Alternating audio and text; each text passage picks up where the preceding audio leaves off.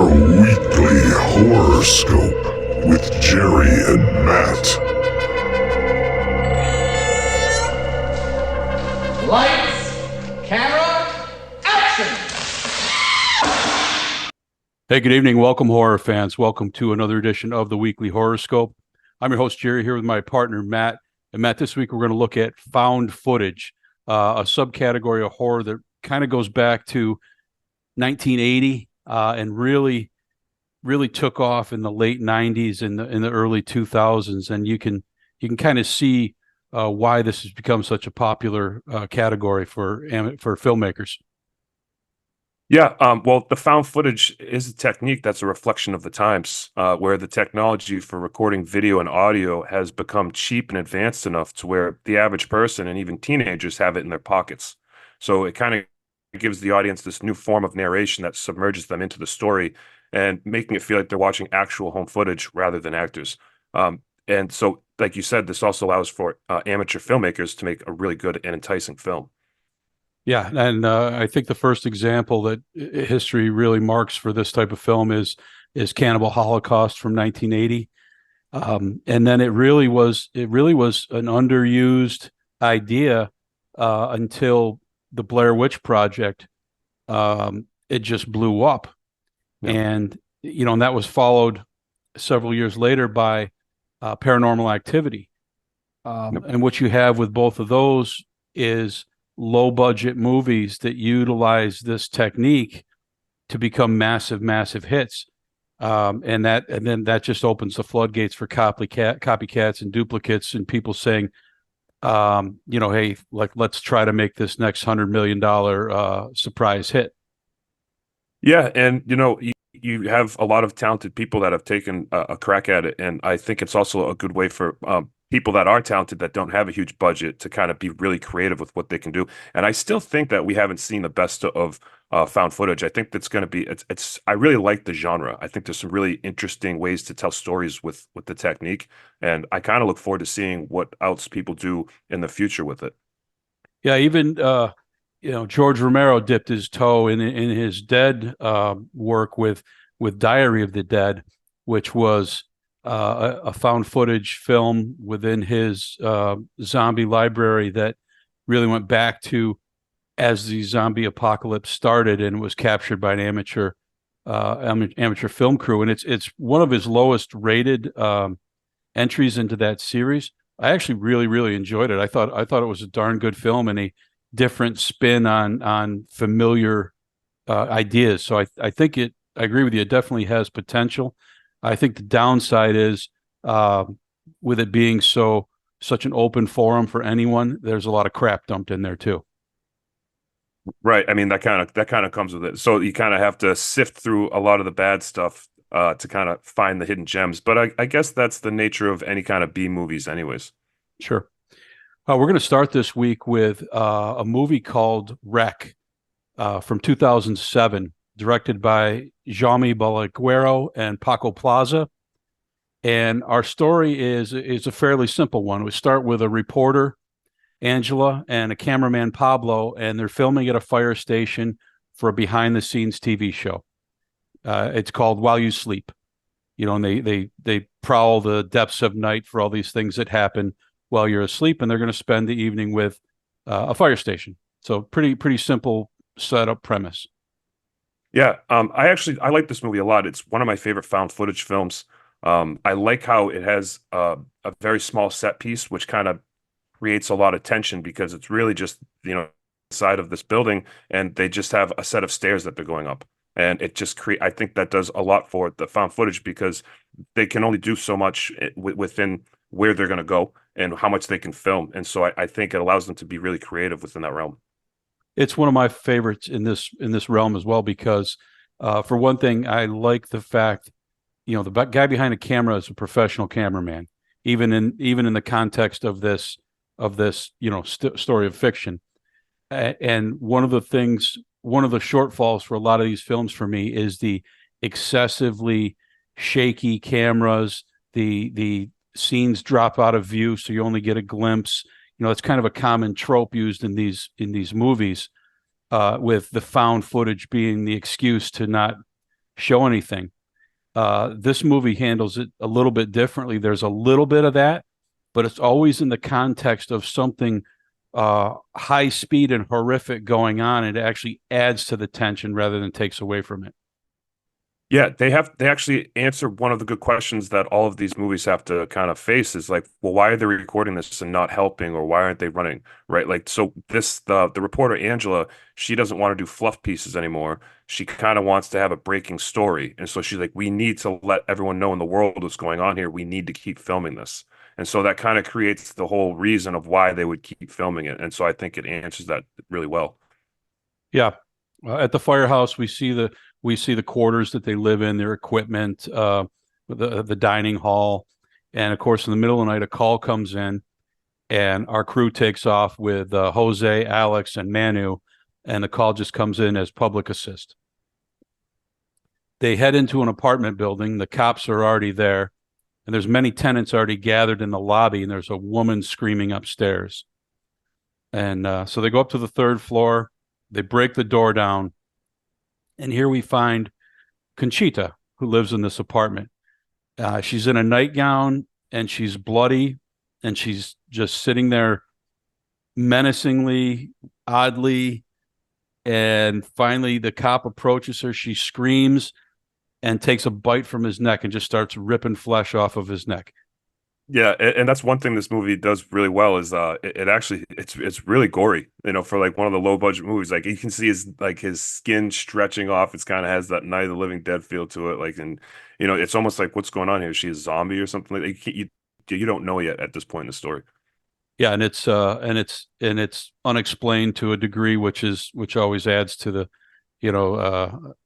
I hate when they like, oh, a comet went overhead and now everybody's crazy. Like they just tell you what's going on. Like they kind of play down to the audience a little bit. I hate that. So they bring the cop back downstairs. Blood is just gushing from his neck.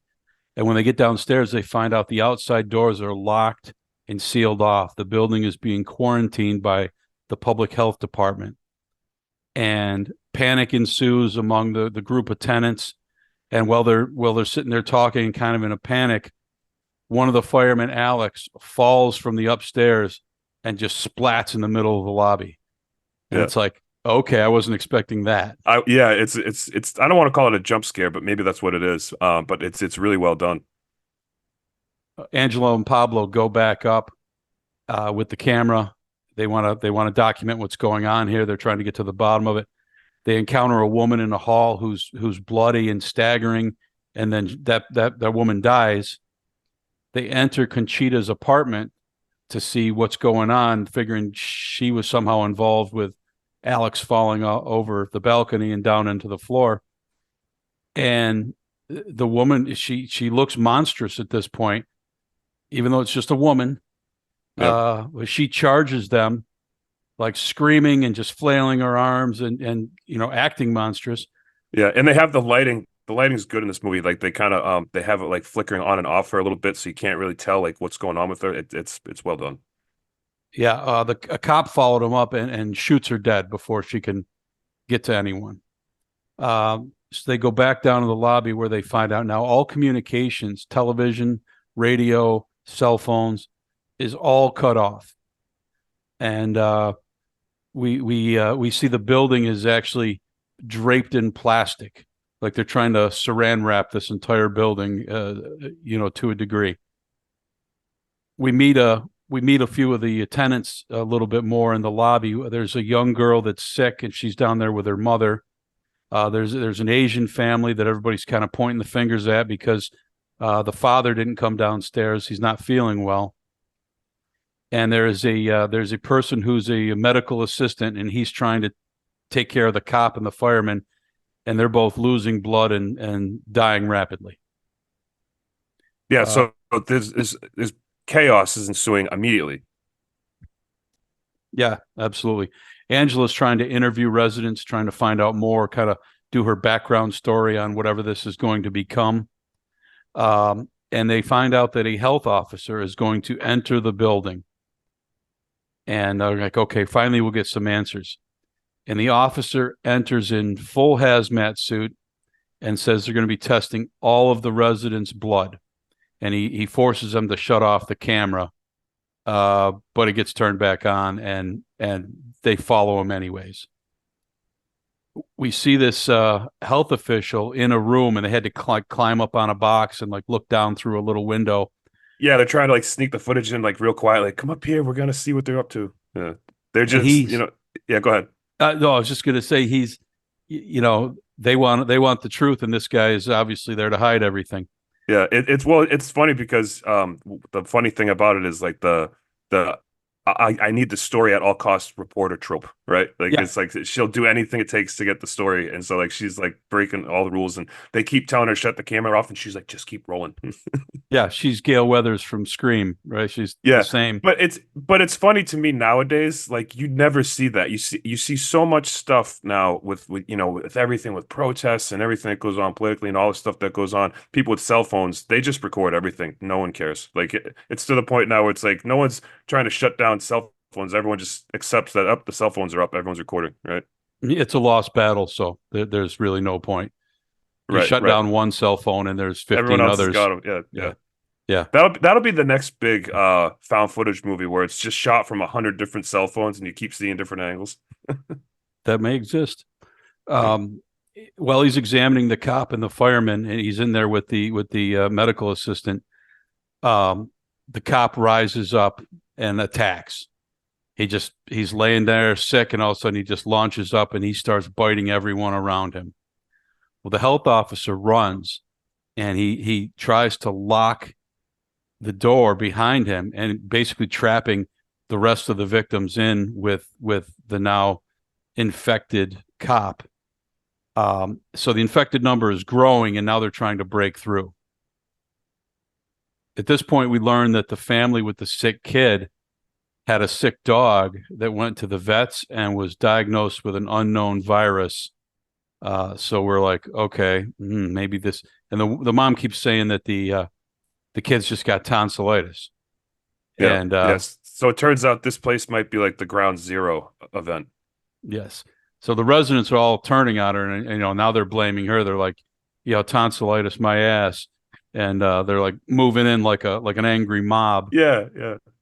And the kid starts to get upset, and then she turns and kind of coughs, spits blood on the mom's face, and starts screaming just like Conchita from upstairs, and runs off. And it's like, okay, this girl is sick. That part kind of made me laugh because it happens right as they're talking about her, and it almost made it seem like the girl's like, "You'll never catch me," like just Yeah, wanted to start. Yeah, like they're onto her, so like she finally became like cognizant of it and decided to run. the healthcare official says he has a syringe, and he's like, we have to find her and inject her with this, and he sends the remaining cop and the fireman to go look for her, and Angela and the camera are close behind. Well, they get upstairs back into Conchita's open apartment, and her body that was shot dead on the floor is gone. Yep. They find the little girl, and she's sitting on the bed, and the cop attacks her, or approaches her slowly, like lessons been learned here. Like, it's gonna be okay. Just come with me. I'll help you. And she just bites his face and starts ripping flesh off of him. Yeah. The others turn to run and are cut off by a reanimated Conchita. So it starts going haywire. Yeah. Yeah. And then she gets hit with the shovel. Yeah. Uh, the locked in infected downstairs have broken through. Everyone's screaming and yelling, but there's really nowhere to run. And in fact, the little girl's mom, they had handcuffed her to the railing of the stairs. So she's trapped there as these infected just now swarm the room, and she's easy prey. They just start chomping on her. Yeah. So Angela and Pablo learn of a possible exit in the basement, and they try to go find a key from the building manager's apartment.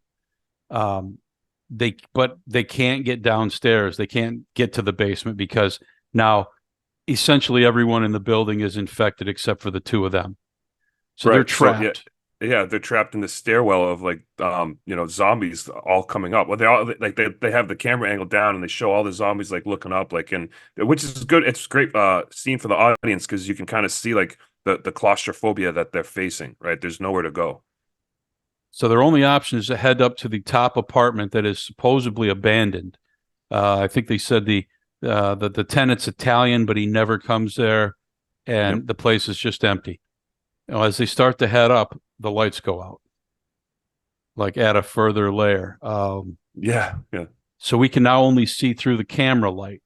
And as they go into this apartment, there's scientific equipment for experiments and chemicals, and also newspaper clippings on the wall about an allegedly possessed girl. And And, pictures of Jesus and all this stuff from like Catholicism and everything. It's getting really deep. yeah, and then they find a letter where the person from that apartment was charged with isolating the enzyme in this sick girl, to so that they can take a scientific approach to explaining that she's not possessed, she's sick. So that explains all the equipment and so forth. Mm-hmm. They hear a noise upstairs. In this apartment, there's like a trap door into an attic, and they open the trap door and we start panning with the camera, and it's dark and we just have the camera light. And all of a sudden, the camera turns and there's a sick kid. Yeah. I think it looks like a boy. It looks like Looks like a boy to me. Yeah. Yeah. it's a quick glimpse, but he smashes the camera light, Another and down they come. layer. Yeah. So now Pablo has to turn on the night vision. It's all he has left is the night vision on the camera.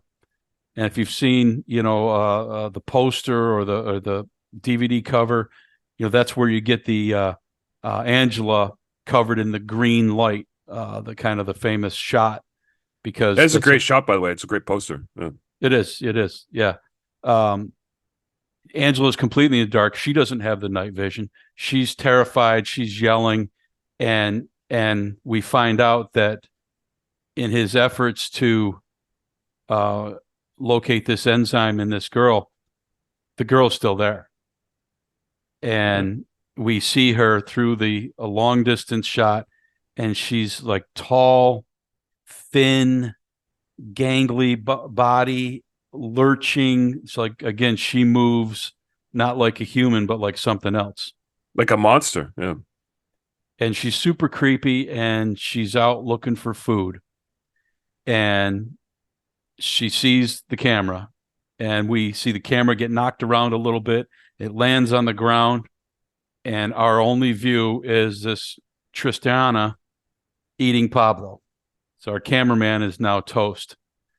And there's chaos. We hear, Angela's yelling. It's complete madness.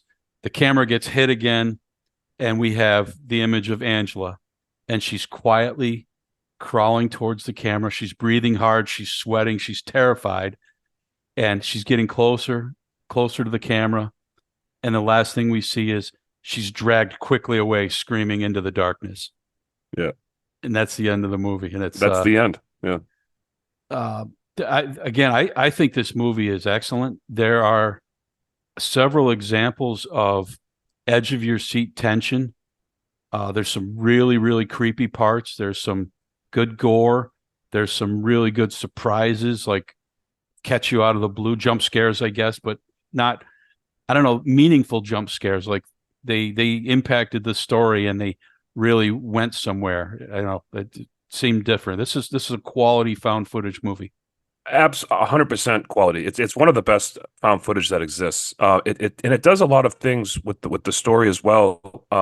It's not just found footage like from a home camera. Like the found footage is actually quality footage. But then it also has the effect that they're just filming it at that time and it's raw and unedited, right? And so the other thing it does well is it shows the behind the scenes stuff that a reporter does. Like she's trying to get the right angle of her hair, and she's like, "Okay, like we're gonna cut this scene, this interview this way," and it kind of like shows her talking to the cameraman, like as if she's talking off camera, like this is how we're gonna do this and that, and then it shows her doing a different character when she is on camera, right? So she has her presentation style that she does, and also like she tells the mother of the daughter, like, "Oh, please don't interrupt.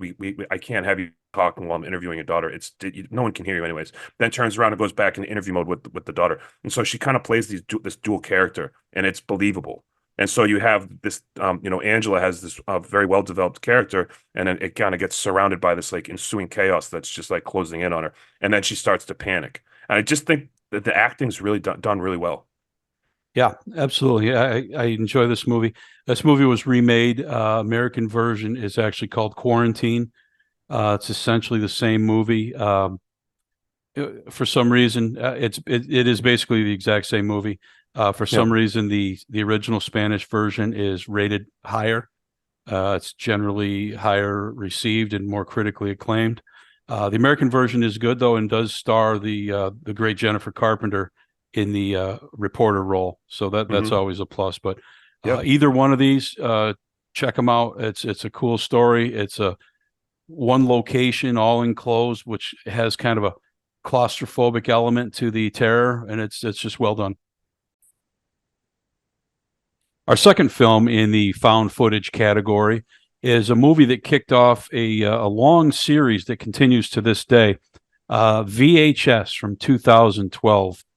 And this was directed by a variety of people, including Adam Wingard, David Bruckner, Ty West, and the group called Radio Silence. The thing I like about this movie is I love the concept. I love the idea of taking, at this time, young, hungry, enthusiastic, and creative filmmakers and giving them a forum to let's go do something wild and crazy. Yeah, and what was great is that each one of these directors worked on each one of the stories. So like each director had their story, but then the other directors would kind of jump in and help them with it. So it was really an ultimate collaboration.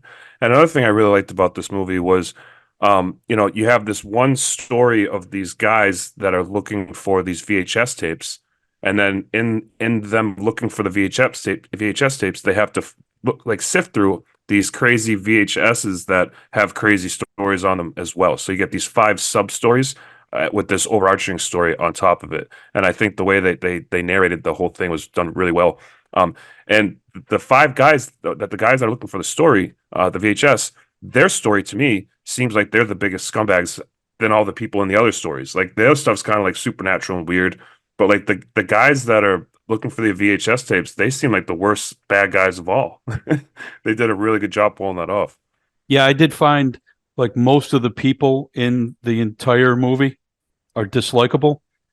Um, all Again, it's one of these movies like when we talked about Dead Girl. All young men are just douchebags. Yeah, yeah. Is Well, I the think is the general consensus. I kind of watching it critically, I was trying to not justify it, but look at what they were doing, and it seemed like a very homage to the 80s slasher type thing, like where there's just a lot of promiscuous behavior, toxic relationships, and then they pay for it ultimately, right? And I kind of think that's where they were going with it, rather than just saying, hey, this stuff's fun and cool. Like a lot of these people were acting like idiots and then ultimately paid for it. Yeah, as I said, I think the concept is very cool. Uh, for me, the execution on this one misses. It's way too much shaky camera, way too Yeah. much. Too much. Like it's hard to follow at times, and when it's hard to when the camera got shaky in Wreck, it added to the tension of the scene. When the camera gets shaky here, it's just like you don't know what's going on. And there's It's too much. A pet peeve of mine for found footage films is when they're running and you hear the wind noise, and you just see you can't see that wind noise. I'm like, how many times do we have to do this? Like, you don't get that in Wreck, right? Like, you really right. don't get that shaky wind. It might be a little shaky, but that wind noise, I just for some reason it drives me nuts. It's like Yeah, we get it. This is a home camera. Like, yeah, if I take my iPhone and do that, you're not going to hear all the wind noise, right? Like, it's I don't know why that annoys me. It just does. yeah. Found footage is not an excuse or a vehicle to uh, forego any type of story continuity or to actually present some form of cinematography. Obviously, found footage, you're not going to be The Shining. You're not going to be Kubrick with it, but Right. it doesn't just need to be a muddled mess where I can't even tell what the heck's going on. Right, right. I mean, I've seen some old, those old VHS tapes because I grew up on where like, Grandpa would film the backyard barbecue and it's like it was done well. You know what I mean? Like that stuff can be done well. Yeah, But oftentimes they do it like crappy intentional. It's like, well, it's not always this bad. right. A group of criminals. This is our wraparound story. They film their acts. That's kind of their career, is to post their criminal activities online. This includes assaulting and exposing random women and vandalizing places. And as you said, they're just real scumbags. They get hired to break into a house where they're charged with stealing a very specific VHS tape. Yeah, and Inside that, they're doing this for like $50 a pop. Like they're just complete dirtbags. yes. Inside the house, they find a dead man in the chair, which really registers hardly to them at all. There's like, wow, this guy smells. Yeah, They're not like, oh my God, we broke into this house and here happens to be a dead man. They're no reaction whatsoever, really. yeah, And there's a stack of tapes, and they don't care at all. They just start sifting through the tapes, and one guy that starts sitting down at the table, like not even a table, sitting on the floor and just watching the VHS tapes right next to the dead body. yeah, Brad is charged with staying. He's sitting with the corpse and watching while others are exploring the house. So our first tape, we see another group of young kids, also douchebags. Yeah. And they're using hidden camera in glasses to pick up women and film them. And not only that, they're making someone do it who doesn't even want to do it. He's like, I don't want to do this, guys. And like, oh, don't be such a wimp. Come on. They're like kind of bullying him. Yeah, it's terrible. The characters are all just the worst people. Super toxic bully frat boy type things. No offense to anyone out there that's in a frat. I'm just saying that's how they kind of portrayed it. Yeah, very misogynistic Yeah. through the whole thing. Clint is the one wearing the glasses who's somewhat reluctant. And when they go out to the club, he meets Lily, and she's an odd girl. She's quiet. She makes weird faces with bulging eyes. But they're on a conquest. The boys are out to pick up girls, so they got Lily, and they also pick up a girl named Lisa, and they all go back to a hotel room. Well, Lisa is so drunk and high that she passes out. And Shane is angry because he's trying to have sex with her even though she's passed out. And they're filming this, of course. So the others are saying, no, you can't, she can't give you consent. So at least he backs off there, even though he's mad about it and doesn't really want to. Yeah. So he moves on to Lily, who Lily likes Clint, but Shane doesn't care. Shane is the leader of the jerks in this scenario. And he moves on to her, and she is totally open to it. And she's wild, and like the quiet girl becomes like just this crazed girl. She starts undressing Clint while she's with Shane, and you can see she has odd scaly skin with red marks, and it's as they start to take her clothes off, it's like not pleasant. Right. It's getting weirder and weirder, more reptilian. And Clint gets a little overwhelmed. He was reluctant in the first place, and he retreats to the bathroom. So, of course, he's wearing the camera and his glasses, so we go to the bathroom. Right. Drunk Patrick from the couch just gets up and starts taking his clothes off, and he wants to take Clint's place. And all of a sudden, he runs into the bathroom saying, "She bit me," and there's chunk out of his wrist, and he's bleeding all over. And he takes the shower curtain down, and he's going out to attack. So we see Clint peek his head out the door, so we get a view of what's going on. Shane is dead. He's ripped apart, blood all over him, and Lily has fangs. Yeah, and she has supernatural strength. Of course. Patrick hits her with the he tries to swing at her and she just pounces on him. And there's a weird scene where they're both like naked and twisted together, and she's feeding on him, blood running everywhere, and they're kind of like in this tangled. And you can hear like the chewing noises and stuff like that. Like she's eating something. And then she rips his genitals off and just throws it over on the floor. And at this point, Clint takes off. He runs, but he falls down the stairs and he breaks his wrist. And before he can get up, Lily comes to him. And now she started to change. Her face is almost like split down the middle, very reptilian-like. Yeah, it's starting to look like a demon. Yeah, she's very, very odd. But she liked Clint. And she attempts to seduce him. And she's actually he's laying there on on the walkway in the hotel outside with a broken wrist, and she's trying to excite him, Yeah. and he's not responsive at all, Yeah. of course. And she gets angry, and he runs for help. She gets offended. She's offended. She is. She hurt. You picked me up. Come on, dude. Yeah, I liked you. He runs for help, and there's like people in the parking lot, and he's like screaming. And then we just see from his view, he's picked up by something and is flown away. And she transformed into a flying creature. Yeah. And scooped him up, and eventually the glasses fall off his face, and they crash in the parking lot. You follow them whirling down. Yep. And then they just land in the parking lot. All the way to the ground. And that's the end of the tape. That's it. Yeah.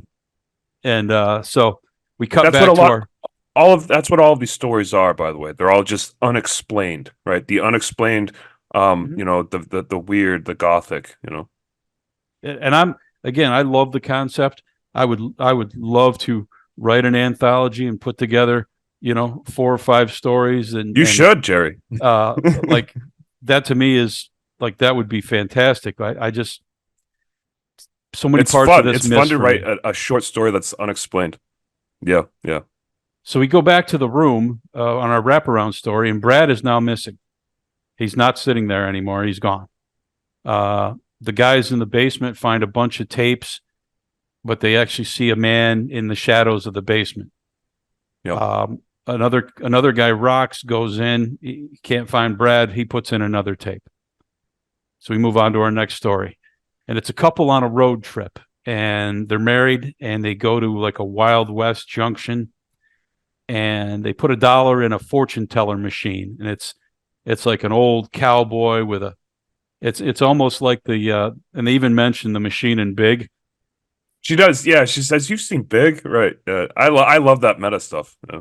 But this guy's he's a old sarsaparilla drinking, you know, cowboy with a bushy mustache. And yeah. Hey there, cowboy. I'll tell your future. I see you standing there. Yeah. So she does it. She puts $1 in, and the machine tells her, Stephanie, that she will reunite with a loved one. It's like, okay. They're back in the hotel, and a stranger knocks on the door and asks Sam for a ride the next day, but he turns her away. And we don't get to see the stranger at the door, because this is all done with a video camera, and the video camera wasn't on at that time. Right. That night they go to bed in separate beds, oddly, because they're complaining that the room they got only had 2 double beds and they couldn't share a bed. But a married couple can share a double bed. I've done it. Yeah. I thought about that too, and I was like, you know, they could just put them together, but did the bed stand? But also, it's like, I mean, that's a double bed. It's not that big of a deal. Yeah. And he says, "You want to come over here?" And she says, "No, I'm okay." Which at the time struck me as odd, and really actually has some explanation as we go on. Mm-hmm. Which makes you think it was done on purpose, right? Exactly. Yeah. That night the camera comes on, and it's filming Sam in the bed, and it's like, okay, it must be Stephanie using the camera. Well, then it's filming Stephanie in the bed, and it's like, okay, this is some other person. And they're reaching and kind of touching Stephanie, and they steal money out of Sam's wallet, and then stick his toothbrush in the toilet and run it around, and then the camera's off. So it seems like a petty crime, right? Like the toothbrush thing kind of is like, yeah, this is petty, right? Yeah, got some money, and yeah, it seems personal at this point. The next day they go to the Grand Canyon, and he accuses her of taking money from his wallet. Now they're married. It's, in my mind, it's both your money, but he just accused her, and she's like, "I didn't take anything out of your wallet." And he's like, "Well, it wouldn't be the first time you did something selfish." I thought acting wise that was one of the best parts of the movie, because I just thought it was really good. Like he just like it was like 2 minutes of him just staring at her and doing facial expressions, and then just like not believe. And she's like, "What?" Like I thought the acting it was like minimalist acting, but it was like really good, because like really starts to kind of believe the characters a little bit. It's like, this, like you said, like this wouldn't be the first time, and he just keeps looking at her with disbelief. I just thought that was just really good acting right there. The thing that surprised me, and this was the Ty West clip. This particular segment was his. Oh, okay, yeah. And It's fitting. You can see it now when you're like, okay, that makes sense. Yeah. If you go watch like X and Pearl and all that, yeah. He is also a jerk to some degree. Right? It goes back to the like every guy in this movie is kind of a jerk. Yes, yeah. It's thematic. But being a married person, I can tell you if he accuses her of this and she denies it and he doesn't believe her and gives her a bunch of crap about it, the next thing they show is a few minutes later they're exploring the Grand Canyon and she's happy. Like that's not how that would go down. That's not how it goes down. Right, right. Yeah. I mean, as far as relationships go, I've always believed you either trust the person or you don't. And if you don't trust the person, you shouldn't be together, right? Like, so it's like you trust them, right? Right. That's kind of part of being in a relationship. So yeah, the fact that all of a sudden he's not trusting her, but then everything's fine, that to me, that kind of like took a left turn. I was like, wait, what? Yeah, the camera turns on and it shows her like smiling and laughing. Like that's Yeah, not the mood she would be in right now. I immediately thought the same thing. I was like, wait a second. That night they're back at the hotel and the camera comes on again. And we see a switchblade open up and go into Sam's neck, and it's being moved around and grinded into his neck, and he's choking, gurgly. and there's blood Yeah. gurgling everywhere, Yeah. and until he's dead. And then the camera comes on, and Stephanie and a woman are in the car driving away, and they're kissing, and she asks if the tape is erased. So it's like this was the long lost love that the fortune teller foretold, and she was kind of in on it the whole time. Yeah, I'm gonna take. Yeah, the plan was I'm gonna take him out to some desert, remote area, and then you'll kill him, and then I'll escape. Right? That was kind of like the alibi. I don't know if it makes any sense, but I mean, it makes for a crazy story. Yeah, it's twisted, if nothing Right. else. They go back to our wraparound story, and Rox watched this tape, but doesn't notice behind him in the chair the dead man is now gone. The other guys are looking for this special tape, and they say they're going to make copies of it so they can get paid over and over. They don't even know what the tape is, nor do we. So Rox puts another tape in, and we see a group heading to the lake for vacation. And Wendy is driving. She's odd. That's a whole group going up there, but like they seem like it. Wendy's a new friend to all of them, and the other groups were friends before. And at the lake, she mentions that an accident took all of her friends and that they're all going to die. And then she blows it off as she was just joking, like telling campfire stories. Right. Yeah. But when she says it, it's very demonic almost, right? Like she's just like, you guys are all gonna die up here, and then goes back later like, I was just kidding. Yeah, yeah. It isn't told like a joke, but Right. Samantha goes off to use the bathroom, and Spider follows her with the camera, so we don't get to see, we're not seeing her go to the bathroom, but she comes out from behind a tree, and we see a image on the side of the film, and it's like when your old VHS tape was you had to adjust the tracking. There's just this blurry, staticky figure off to the side. Yeah, I called it like a ghost killer. That's what I was taking. Yeah. I wrote it was the glitchy man. The glitchy. That's actually really good. But we see a knife thrown, and it goes through the back of Samantha's head, through her eyeball, and leaves her eyeball dangling on her cheek as the knife sticks out through the front of her eye. And I know you love your eyeballs. I'm like, as soon as I saw it, I'm like, oh, Matt's gotta love that. There's the eyeball. Yeah. Every movie. Spider is then stabbed through the head. But again, the camera's only showing these wavy, glitchy lines as the outline of the killer. The tracking killer, right? He's tracking. Yeah. So Weird Wendy asks Joey, he gets out of the lake, and she's suddenly pushing him to have sex with her. And he's like, wait, what? He's like, are you serious? Yeah. Like, don't you wanna? That was a weird scene to me because she's real aggressive. It doesn't go anywhere, and she immediately says that all of her friends were killed up here, and they never caught the killer, and she's using them all as bait. Yeah, it's a script that moves very quickly. Yeah, and while she's telling this, the glitch man comes up behind him and slits Joey's throat. So she runs, and at this point, she she has a trap set up and she catches the glitch man in the trap, but she gets too close to him and he cuts her. So she runs again, and now it's free from the trap. It gets her, and we see we just see the glitch over her, stabs her, rips her intestines out, disembowels her, and then she starts twitching and convulsing, and then she turns into a glitch on the camera. And as much as I have complaints about a lot of this movie, this was the worst segment to me. I did not like this at all. What I did like about it was the creative use of the tracking, right? Like as for found footage, for like a VHS tape style found footage, using that old school, I don't know, that old school thing that we know about tracking with VHS, and kind of using that as that's the only way you can see the killer, right? Like when the killer appears, that weird tracking thing happens, like there's some kind of magnetic res happening or something. Who knows, right? It's unexplainable.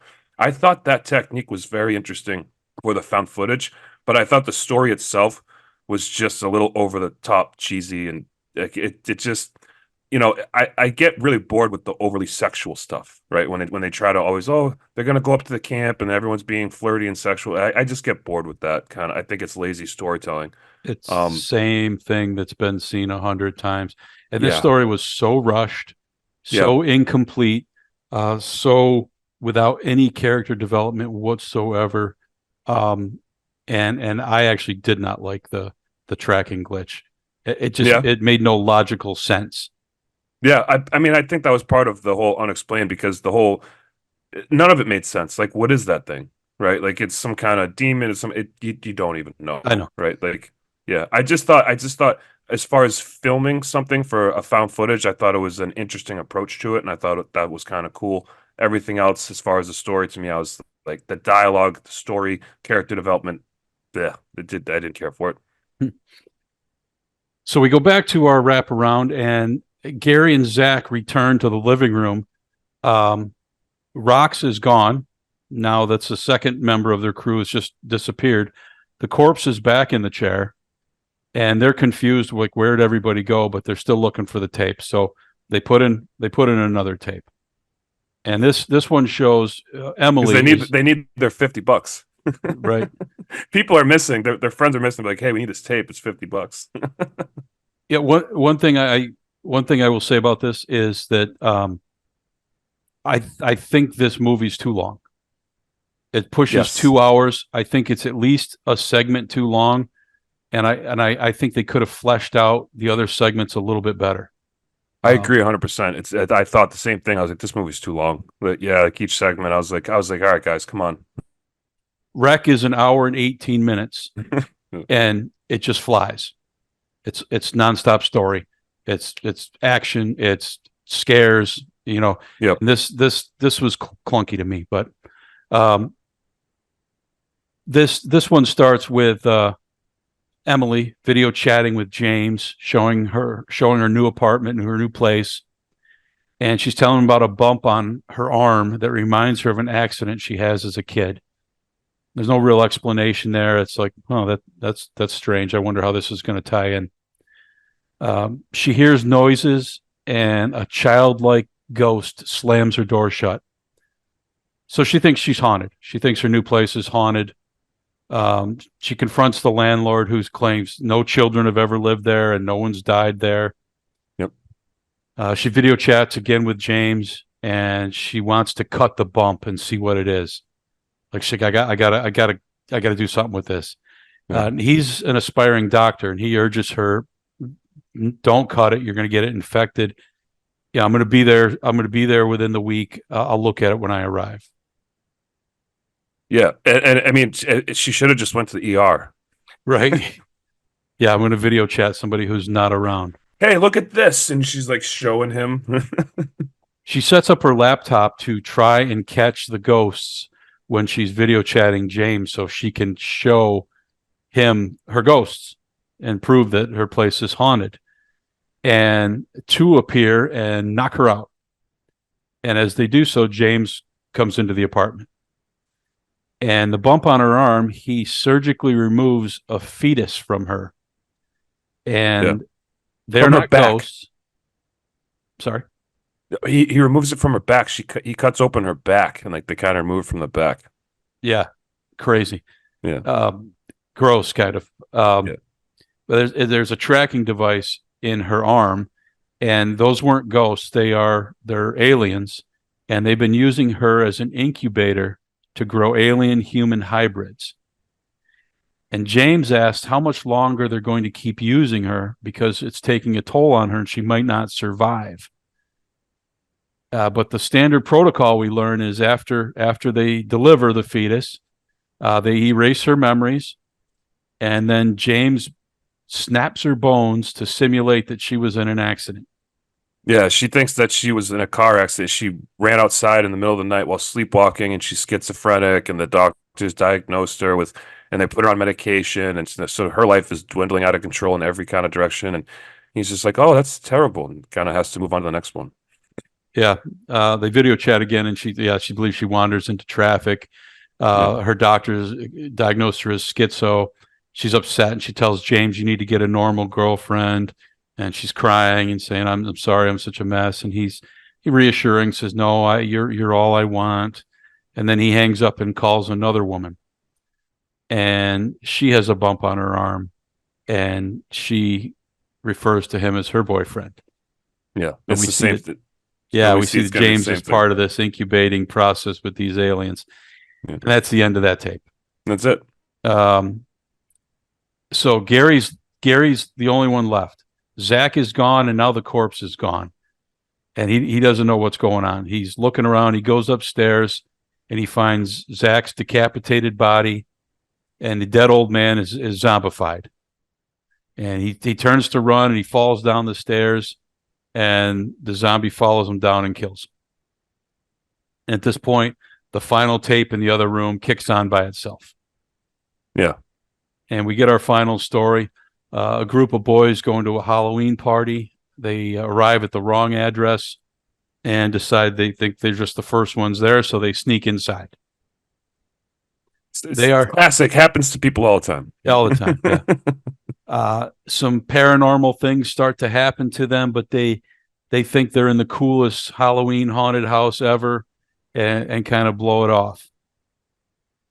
But there's noises in the attic, so they explore, and they find men gathered in the attic around a woman who's hung from the rafters, and they're performing an exorcism. That's what it boils down to. Well, they think it's all part of their show, so they start joining in on the chants. Yeah, whatever they're kind of like chanting. they're sitting there like chanting on. It's actually, I kind of thought this part was comical. Yeah, and so the men are like, "What are you doing here?" They get angry, and they start assaulting the woman before they are all pulled away by an unseen force. Yeah, like something just whips them away. Like, shoo. It starts to get violent, and the boys start to run, but they decide they really should rescue the woman. They can hear her screaming upstairs for help, so like, all right. Yeah. So they rescue the woman. These ghostly arms. The one group of guys that isn't that bad. Yeah, they still broke into a house, and well, they thought it was their friend's house. Yeah, it's still bad. They're not Boy Scouts, but they're better than the other douchebags. Right. These ghostly arms rise up and take the men, but the boys and the woman, they get away. They get in the car and they drive her away, and they think they're rescuing the woman. So that is at least noble from that perspective. Then the car abruptly stops for no reason, and the woman is gone. And they look, and she is on the street in front of them and walks away surrounded by birds. Yeah. And we discover that she is a witch, and the men were trying to, purify her down. Yeah. yeah. The boys realize that they are stopped on train tracks, and they are locked in. Yeah. And the train smashes into the car, killing them all, which was kind of a depressing ending to the whole film. Now, there was an alternative ending filmed. Oh, really? Where where the boys get the locks done, get out of the car, and they walk away laughing like, "Wow, what a crazy party and what a crazy night!" And the car gets hit and explodes. But they didn't want to go with that. Yeah. Making them more like blissfully ignorant than killed. But yeah, either one. I think this one probably fits for the tone of the rest of the stories. I agree. I mean, I think the whole movie is glum, right? So like you kind of have to end it on that note. Like to end it on a high note, I think would have been even weirder. Yeah, yeah. Again, I love the concept. I love the idea. I would I some of the subsequent sequels and redos in my mind are actually better. Some of the quality got bumped up a little bit. I agree. Yeah, the VHS movies got a little better. Yeah, but there was an experimental thing when it came out, and I love anthologies, and I thought it was really cool that they gave an interesting crack at it, like from a narrative perspective. Yeah, for sure. Yeah, I think it's a great concept. I think this movie's just a little clunky, a little too much shaky camera, a little too much stereotype douchebag guys running all over. But Yeah, love I the mean, idea. I grew up watching. I was a kid. We watched Tales of the Crypt and Creep Show, right? And it was just like things. It wasn't the found footage. It was like here, you had the narrator saying, "Here's our next story," and right, Yeah, and you just have a random story. It was well shot, and like that's kind of what I was raised on. So like this is like I'm sure these guys were raised on the same thing, yeah, and they wanted to have a modern spin on it and try something different, and they experimented. And anytime people experiment with new ideas, I'm all for it. I don't think I agree with you. I don't think the execution was great. I think there's a lot of things wrong with this film, but it's fun to watch things that are kind of fresh and new, and people take a different approach at it. And all these directors went and did great things anyway. So for sure. it's not like they completely failed after this, right? And, Right. and in our category of found footage, this is a different twist than most of your generic found footage movies. Yeah, So I'm glad we included it for that reason. absolutely. I agree. All right, well, that is our show for this week. We are the Weekly Horoscope. I am Jerry. That's Matt. We appreciate you watching, listening, however you're finding us, and we'll see you next time. Thank you. All right. Thank you, Jerry. Thank you, everyone. Your weekly horoscope with Jerry and Matt.